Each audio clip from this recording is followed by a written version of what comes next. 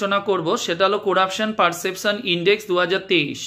এবারে এই রিপোর্টটা কারা পাবলিশ করেছে মনে রাখবে, ট্রান্সপারেন্সি ইন্টারন্যাশনাল, যারা 1993 সালে জার্মানির বার্লিন শহরে প্রতিষ্ঠিত হয়।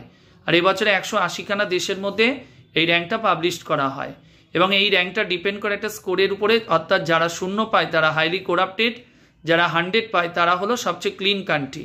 এবং এবছরে কেউই 100 পায়নি, সর্বোচ্চ স্কোর 90 হয়েছে।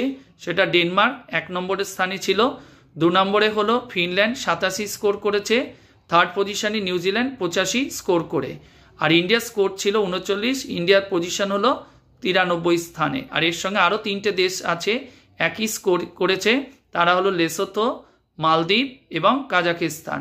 আর মনে রাখবে ইন্ডিয়ার পজিশন 2022-এ কত ছিল, মনে রাখবে 85 নম্বর, 40 স্কোর করে, অর্থাৎ আমরা ডিক্রিজ করেছি এবছরে। আর লাস্টে 11 স্কোর করে আছে সোমালিয়া।